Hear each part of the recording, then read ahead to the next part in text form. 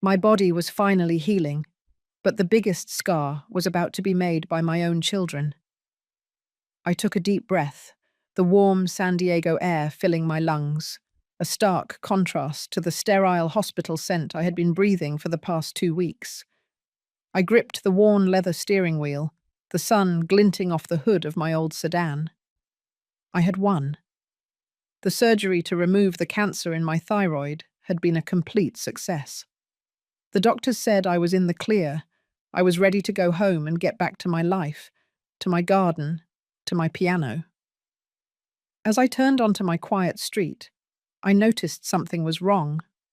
A large white van, one I didn't recognize, was parked in my driveway. It was an alarm bell ringing in my head, a jarring note in the peaceful melody of my return. It wasn't just any van, it was one of those contractor vans, the kind that did big renovations. I felt my stomach clench. Then I saw it. The digital lockbox. It was a small, grey box with a keypad, the kind realtors use when a house is on the market. My heart sank. Before we continue, please subscribe to the channel and let us know where you are listening in the comments.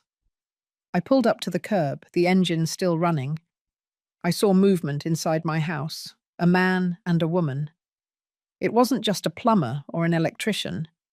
They were carrying out my living room furniture. The antique sofa I had inherited from my grandmother, the one I had promised to leave to my daughter, Sarah, was being hoisted into the van. A surge of cold panic hit me, and I fumbled for my phone. I didn't have time to call anyone. I had to see this for myself. I got out of the car, my legs still unsteady from the surgery, and walked toward the front door. Just as my hand reached for the doorknob, the door swung open. My son, Dennis, stood there. His face was a mask of strained politeness, a look I knew all too well. "Mom, you're home early," he said, the words ringing hollow in the quiet afternoon. "I thought you were staying at the clinic for a few more days." Behind him, I could see Sarah, my daughter. She was wearing a tool belt, her hair pulled back in a messy bun. She was holding a tablet and a small box. Her eyes met mine for a fleeting second before she quickly looked away. "Hi, Mum," she said, her voice flat. "We're just making a few changes, just some home maintenance while you were away." My mind raced, trying to make sense of what I was seeing. My sofa was gone, my house was full of strangers, and my children were standing there, their faces unreadable. "What's going on, Dennis?" I asked, my voice trembling. "What is all this? This isn't home maintenance, this is an invasion." Dennis sighed, a long, exasperated sound, as if I was the one being unreasonable. "Look, Mum, it's complicated. We're just trying to help." Sarah walked past him and held up the tablet. "We've upgraded the whole house to a smart system. You just need to scan this to get the new passcodes." I saw the tablet was showing a welcome screen for a rental service. "You've been through a lot lately, Mum. You need to focus on your recovery. You need to rest." The words were so patronizing, so condescending. They felt like a slap in the face. They weren't just helping themselves to my furniture. They were taking control of my home, my life. I pushed past them, my heart pounding in my chest. I saw a contractor carrying out my piano bench, my piano, the one my late husband had bought for me on our anniversary. I rushed to the living room. The piano was still there, but it was covered in a thick, green moving blanket. "What are you doing to my piano?" I yelled. Dennis's face hardened. He stepped in front of me, blocking my way. "Mum, please, calm down. It's just a piano. We're moving it into storage. The house is a rental now. We're just taking care of the logistics for you." "A rental?" I shouted. "My house is not a rental. This is my home." "It's just for a few months," Sarah said, her voice a low murmur as she walked toward the kitchen. You have your insurance money. You can stay somewhere else until you're fully recovered. My mind was in a whirl. My insurance money from the cancer surgery. It was supposed to be for my recovery, my living expenses, my future. Not to find a temporary home while my children profited from mine. I felt a surge of adrenaline, a mixture of rage and terror. I looked at my son, the boy I had raised with so much love, and my daughter, the one I had taught to be kind. They weren't looking at me with love or concern. They were looking at me with the cold eyes of strangers, of landlords, of people who saw me not as a person, not as their mother, but as a problem to be solved. Just then my phone rang. I pulled it out of my pocket, my hands shaking. It was from the bank, a number I didn't recognize. "Hello," I said, my voice barely a whisper. The voice on the other end was polite and professional. "Hello, is this Martha Miller? We're calling about the cancellation of your accounts following the report of your passing." My world went black. I dropped the phone. The phone was from the bank, and they had just told me I was dead. The phone dropped from my hand, clattering against the polished wood floor. The voice on the line was still speaking, a calm, corporate voice talking about death certificates and account closures. I was standing in my own entryway, surrounded by my son and daughter, contractors, and furniture being hauled away, and I had just been declared legally dead. I didn't yell. I didn't cry. A stillness, cold and absolute, washed over me. I looked at Dennis. He was fumbling with a stack of papers, avoiding my gaze. Sarah just watched the floor. "You heard that." My voice was flat, devoid of the panic that was screaming inside my head. "The bank thinks I'm dead." Dennis cleared his throat. "Mum, it's a huge misunderstanding. A clerical error. We had to tell them you were incapacitated after the surgery so we could handle the accounts while you recover. You know, sign some things. It was for your own good." "Incapacitated is not dead, Dennis. You reported my death." I walked toward him slowly, my knees protesting with every step. "You forged a death certificate." His composure finally broke. "Don't be ridiculous. We didn't forge anything," he shouted. The contractors paused, looking nervously at the scene. "We just filed the necessary paperwork to make sure your assets were protected. The bank is always slow with updates." I pushed past him, grabbing the tablet Sarah had left on the kitchen counter. I frantically tapped the screen. It wasn't just a rental booking page, it was a complete property management dashboard. I saw the dates. The house was fully booked for the next 6 months. Expected monthly revenue, $7,000. "You're not just renting it out," I whispered. "You're running a full-blown business. And you had no right." That was when the real truth came out. Sarah, usually quiet, snapped. "We put a lot of money into this house, Mum. That kitchen was 20 years old. We used our last $50,000 to renovate the place, make it rentable. It was an investment. You were going to leave it to us anyway, right? What's the difference if we start using it a little early?" "The difference," I said, my voice rising, "is that I am alive. This is my home. I earned this house teaching music for 40 years.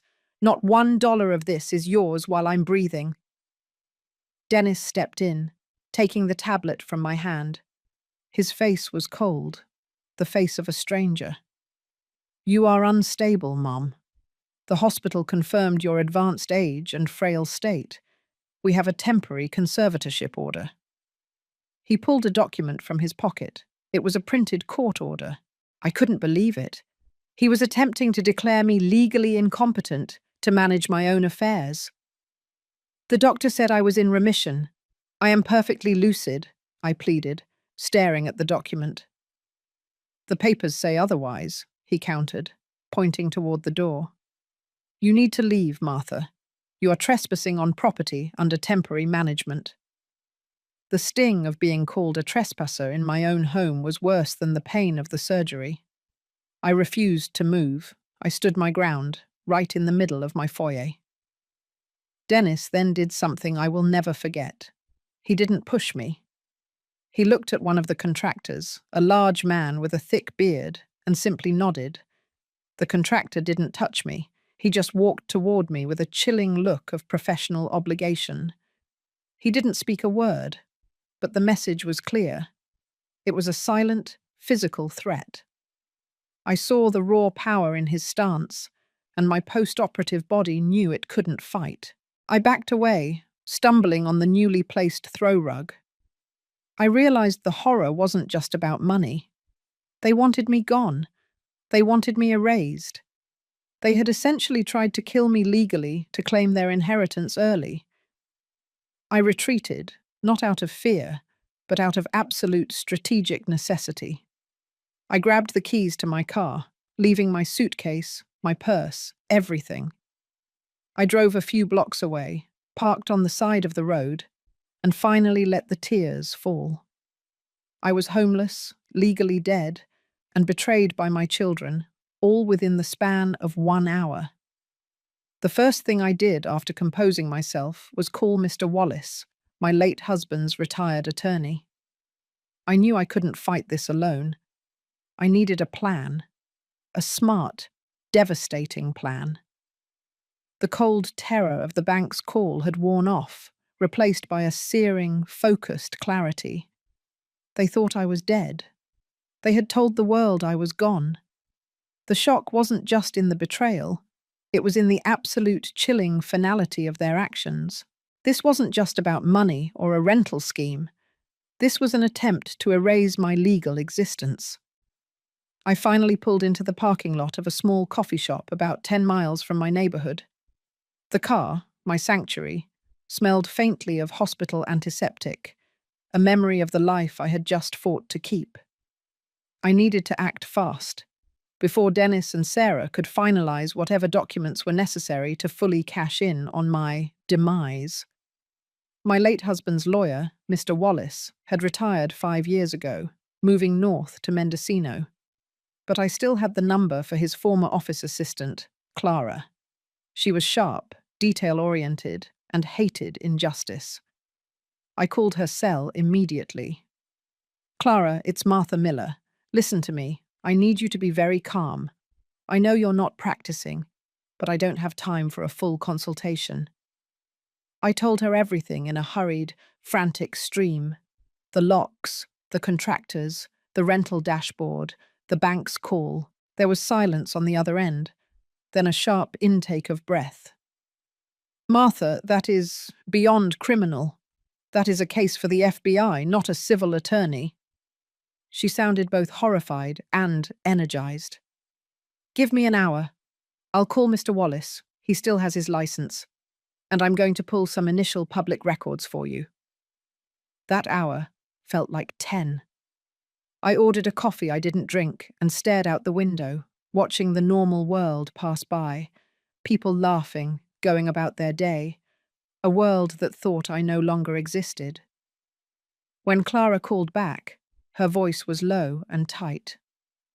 "Martha, you need to prepare yourself. Dennis and Sarah didn't just tell the bank you were gone. They went further. I found 2 things. First, a recently filed notice of claim on your property, transferring the deed under a certificate of survivorship clause, meaning they claimed you had passed away and the house automatically reverted to them as joint tenants.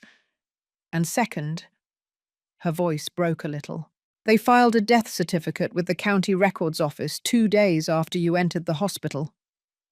The air left my lungs. A fake death certificate. It wasn't an error. It was premeditated, calculated murder of my identity. "There's more, Martha. I checked the local cemetery records. They booked a plot, and there's a small marker placed this morning listing your name and a date of death. It's a temporary plot marker, but it's there." My hands gripped the table edge. They had given me a funeral without my body. They had written my obituary, closed the book on my life, all while I was fighting for survival against cancer. The betrayal wasn't just financial. It was a vicious, soul-crushing attack on my right to simply be. "Okay," I said, the calmness returning, but this time it was the stillness before a storm. "We fight fire with light, not their darkness." Clara instantly understood. "Mr. Wallace is in. He's furious. He says the immediate priority is to file an emergency motion with the San Diego Superior Court to invalidate the deed transfer and the conservatorship order based on fraud and the fact that you are demonstrably alive and competent." "Good," I responded. "But that's the legal fight. We need to hit them where it hurts the most, Clara. Publicly. Dennis is obsessed with his social image and his failed tech startup. Sarah relies on her reputation in the community." "You mean media?" Clara asked. "I mean the digital public square," I corrected. "I want to start a public campaign. I want people to see the face of a 65-year-old woman who was killed by her own children for a house. I want their names linked to elder abuse and fraud before they can sell that house to some unsuspecting buyer." I knew the stakes. This wasn't a gentle family argument anymore. This was war. And I was going to use every piece of my life, every scar, every story of survival to fight back. The battle had just begun, and the first shot was fired not in a courtroom, but online. I was done being the victim. I was going to become the nightmare they deserved. The coffee had gone cold, and the sun was dipping toward the Pacific horizon, casting long, sharp shadows across the parking lot. I wasn't just planning a lawsuit. I was plotting a strategy to reclaim my identity and, frankly, deliver the justice Dennis and Sarah deserved. This needed to be more than just winning the house back. It had to be undeniable. Clara, my late husband's former assistant, called me back, her voice now completely professional, the horror replaced by a clinical focus. "Okay, Martha. Mr. Wallace is prepping the emergency injunction filing. We're challenging the conservatorship on grounds of fraud and presenting your current medical records, the ones that prove your cancer is in remission and you are fully lucid."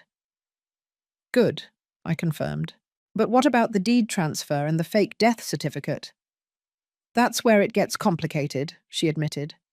"The certificate of survivorship clause they used means they bypassed probate court, which is a major felony. They exploited the system. Mr. Wallace is linking the forged death certificate directly to the deed transfer. That's why we need concrete proof they were acting in bad faith, not just managing the property as they claim." "I have the proof," I stated firmly. "The Airbnb schedule. I saw the dashboard before Dennis took the tablet. It showed bookings for the next 6 months and a profit of about $7,000 a month. That's proof of a financial enterprise, not temporary maintenance." Clara's tone sharpened. "That's gold.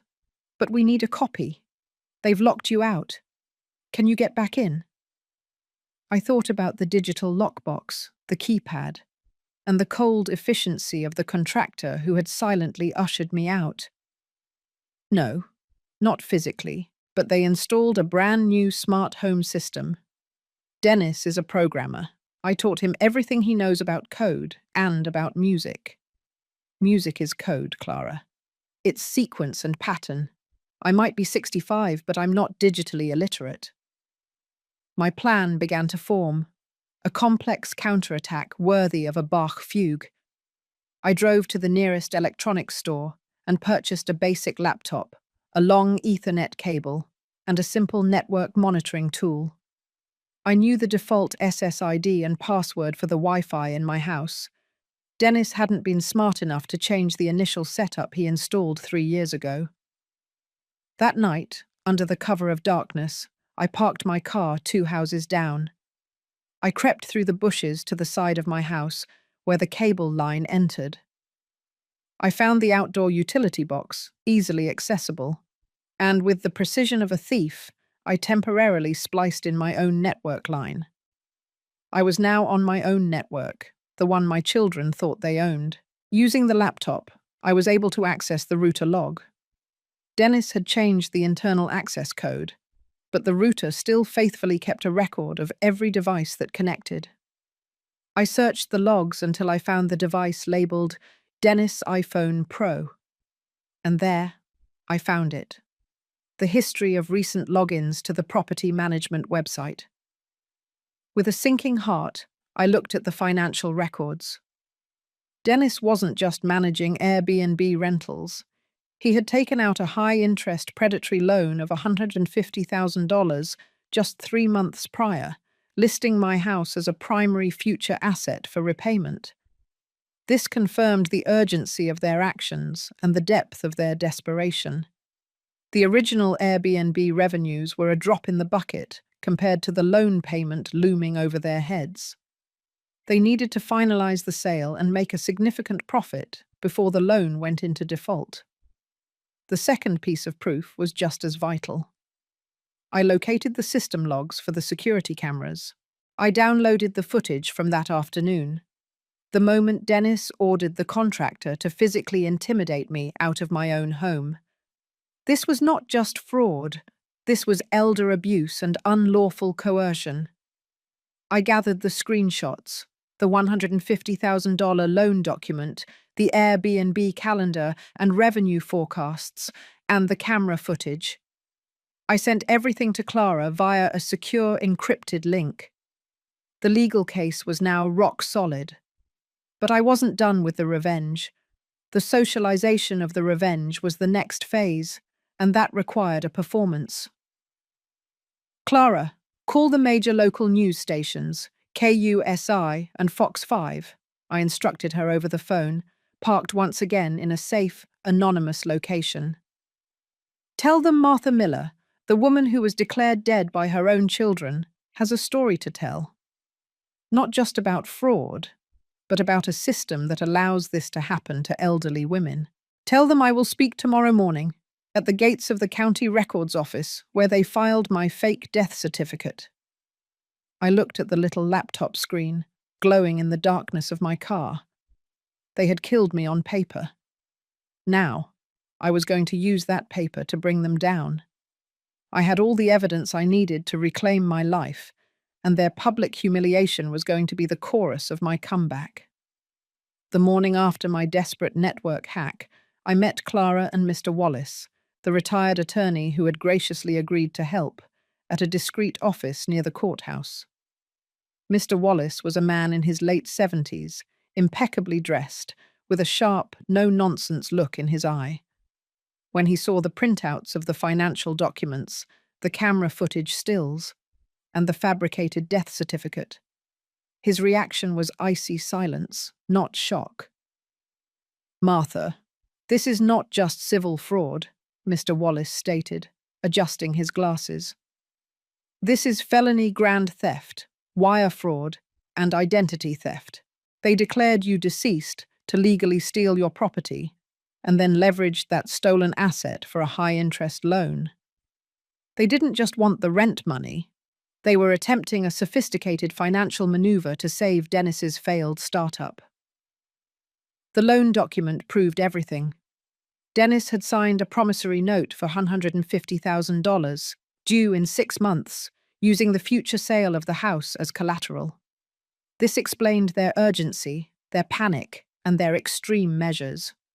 They weren't just greedy, they were drowning, and they saw me as the life raft they could sell. We have 2 fronts, Clara chimed in, pointing to a whiteboard. The legal front, which Mr. Wallace is handling, emergency injunction, restraining order, invalidation of the deed, and the public front. You want to go viral. I don't just want to go viral, Clara, I corrected, my voice steady. I want to leverage the narrative. They used my supposed death to erase me. I will use my life, my survival story, to expose them. We have a narrative here that is bigger than just a house.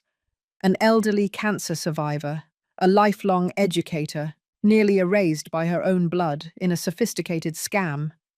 That resonates with every senior citizen in America. We finalized the details for the press conference. It wouldn't be a typical press event. It would be a dramatic revelation, strategically placed. I drove out to the county records office. It was a massive, imposing building, the kind of place where history and law were recorded. This was the building where, just days ago, my own children had filed the official record stating that Martha Miller was no more. This was where the fake death certificate resided.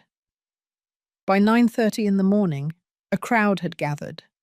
Not just reporters with cameras and microphones, but community members, my former students, and even a few sympathetic neighbors. I stood outside the imposing stone entrance, dressed simply in a crisp white shirt, symbolizing the fight for truth. I didn't lead with anger. I led with the truth. "My name is Martha Miller," I began, my voice carrying clearly without a microphone. "I am a 65-year-old retired music teacher. 2 weeks ago, I was fighting cancer in a hospital bed. I won that fight. But while I was gone, my own children decided I wasn't just sick. They decided I was dead." I paused, letting the silence hang, the camera's word. "They did not grieve," I continued, holding up a printout of the fake death certificate. "They plotted. They filed this official document with this very office, claiming I had passed away. They sold my home, the home I worked 40 years for, and used my identity to secure a massive loan for their failing startup." I didn't name Dennis and Sarah yet. I let the audience piece it together. "This is not just a family disagreement," I said, my voice rising slightly. "This is a cold, calculated act of elder abuse and identity theft. I stand here, demonstrably alive, to demand justice. If it can happen to a woman who just beat cancer, it can happen to your mother, your grandmother, your neighbor. We must hold those responsible accountable, not just legally, but publicly." The reaction was immediate and explosive. Reporters started shouting questions. The news cameras zoomed in on the fake certificate I held. Within the hour, the story was the lead on every local news outlet. The headline was inescapable: "Retired teacher declared dead by own children in house stealing scheme." Later that afternoon, a frantic email hit Clara's inbox. It was from Sarah. It wasn't an apology. It was a threat. "You are ruining us, Mother. Take down those videos or face defamation charges. You have no idea what you've unleashed." But it was too late. I had unleashed the truth, and the world was listening. The plan was working perfectly. The shame and the public pressure were already mounting, adding a powerful, non-legal hammer to the injunction Mr. Wallace was about to drop. My heart ached, but my resolve was steel. They wanted me silent and dead. I was going to be loud and alive. The backlash was swift and overwhelming. My story, "The Widow Declared Dead," went from local news to a national sensation within 24 hours. My phone, which I had replaced and set up with a new temporary number, was ringing constantly. Emails flooded Clara's secure inbox, mostly from advocacy groups and other victims of elder abuse. But the most satisfying reactions came from Dennis and Sarah. Mr. Wallace filed the emergency injunction that afternoon, demanding an immediate freeze on the deed transfer and a formal hearing to address the fraudulent death certificate. This legal maneuver, combined with the public outcry, hit Dennis's reputation like a wrecking ball. His failed startup, which he was desperately trying to keep afloat, was instantly tainted. Investors were pulling out. His social media, where he had curated an image of a successful, philanthropic tech innovator, was ablaze with comments calling him a monster and a thief. Sarah, too, was suffering. She was involved in a high-end community arts foundation, and her name was being ripped from every charity event roster. The pressure became unbearable. Late that evening, I drove back to my street. I wasn't going in, but I needed to observe. I saw Dennis's expensive car parked haphazardly, and loud, frantic voices spilled out of the windows. They were fighting, blaming each other for the catastrophe. "You were the one who pushed the death certificate," Dennis screamed, his voice raw. "And you were the one who signed the loan without reading the fine print," Sarah shrieked back. "That $150,000 interest rate is going to crush us." I listened from the shadows, cataloguing their confessions. This was my proof, the final layer of evidence I needed for the police report. I realized then the depth of their financial desperation. They had been counting on that house sale to bail them out of ruin. I hadn't just exposed a greedy scheme. I had blown up their entire precarious financial life. The next morning, I received a chilling text message on my temporary phone. It was from Dennis. "Mum, you need to stop this circus. We can settle this privately. We will give you the house back, but you have to sign a non-disclosure agreement. You owe us at least that much for the renovations." My blood ran cold. I owe them. Their audacity was breathtaking. I immediately forwarded the message to Clara and Mr. Wallace. "Do not respond," Mr. Wallace instructed. "This is their panic talking. They are admitting the crime. But we need one more thing, the deed to the cemetery plot." So I realized this was the one piece of evidence that visually and emotionally solidified their malicious intent. The fake death certificate was paper. The plot was concrete proof of their calculated attempt to dispose of me. I drove to the cemetery that afternoon. It was a beautiful, quiet place. I found the section Clara had researched. There it was. A small, simple metal marker driven into the ground. It was temporary, awaiting the official headstone, but the inscription was legible.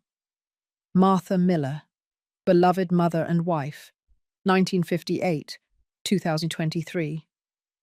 Seeing the marker, seeing my name and my fake date of death, hit me with a fresh wave of pain, but also unshakable fury. They had literally planned my burial. I took several photos, clear, high-resolution proof of their ultimate act of betrayal. As I was leaving the quiet cemetery, I saw a familiar car pull up. It was Sarah. She saw me instantly, standing right next to the plot bearing my name. She looked as though she had seen a ghost. She jumped out of her car, rushing toward me, her face contorted in anger and fear. "What are you doing here? Are you trying to torment us?" "I'm visiting my grave, Sarah," I replied calmly. "Tell me, did you at least like the flowers they put here?" She tried to snatch my phone, thinking I was still taking pictures. I quickly shielded it. "You're insane, Mum. You're completely unhinged. You need help." "No, Sarah," I said, my voice cutting through her panic. "I am perfectly sane. I am alive. And you and Dennis are criminals. I know about the $150,000 loan. I know about the fake death certificate. I have the pictures of this headstone. It's over." She stood frozen, her eyes wide with the realization that I knew the full extent of their deceit. She lunged again, but I dodged her, my surgery recovery reflexes surprisingly quick. She missed, stumbling onto the freshly turned earth of the temporary plot. I used that moment to walk away, leaving her standing alone, hysterical, beside the grave she had dug for me. I had the final piece of evidence, the symbolic and the literal proof of my children's monstrous plan. It was time for the justice system to step in. My revenge was no longer just about public shaming. It was about criminal consequences. The air in Mr. Wallace's small office felt electric. I had just finished showing him and Clara the photos of the temporary headstone bearing my name and my fabricated year of death. The image of that marker, nestled quietly in the green grass of the cemetery, silenced even the seasoned attorney. "A fake death certificate is fraud," Mr. Wallace finally said, his voice quiet but intense. but a physical grave marker that demonstrates malice and premeditation that crosses a very significant line. This isn't just about money, Martha. This is evidence of emotional and psychological torture. Clara quickly attached the photos to the affidavit. Everything was ready. The emergency injunction, the restraining order, the official petition to invalidate the conservatorship, and the comprehensive criminal fraud complaint. We were hitting them with everything at once. The financial proof from the Airbnb logs and the loan documents, the visual proof of coercion, and now the indisputable proof of the fabricated death. "We filed the injunction today," Mr. Wallace confirmed, signing the last document with a flourish. "The court will issue a temporary restraining order immediately, freezing all transactions related to your property. Dennis and Sarah will be formally served this afternoon." I knew the moment those papers hit their hands, the real war would begin. They would switch from panic to defense, but they wouldn't be able to deny the evidence. My social media strategy had already worked wonders. The initial news story had gone national. My phone was constantly buzzing with messages of support, and countless interviews were being requested. I agreed to one major interview with a national evening news anchor. The interview was broadcast live from a neutral studio. I sat calmly, the camera focusing on my face, which showed the resilience of a cancer survivor. The anchor, a well-known journalist named Diane, started gently. "Martha, when you walked into your home and realized your children had declared you dead, what was the very first thought in your mind?" Diane asked. I took a moment, letting the emotion swell before speaking. It wasn't anger at first. It was a terrifying sense of being erased. They didn't just want my house. They wanted to steal my story, my history, and my future. They wanted to delete Martha Miller from existence so they could collect a quick profit. Then came the hammer blow. Many people are struggling to understand the depth of this betrayal. Can you show us the most shocking piece of evidence you have found? I nodded, looking directly into the camera. Clara, who was off camera, displayed the photograph on the screen behind me. It was the photo of the cemetery marker. "This is my grave," I said simply. They filed the death certificate, and they purchased this plot. They literally planned my burial. They buried the mother who raised them, the teacher who educated thousands of children, while I was still fighting for my life in the hospital. This is not about a misunderstanding. This is a deliberate, vicious, and cold-blooded attempt to commit identity homicide. The image and my words created immediate silence in the studio. It was the peak of the public revelation. The nation saw a visual confirmation of the monster my children had become. Within minutes of the broadcast, Clara received several frantic calls. One was from a lawyer representing the predatory loan company. They were now deeply worried about the legality of the $150,000 loan, which was based on fraudulent collateral, a house belonging to a demonstrably living person.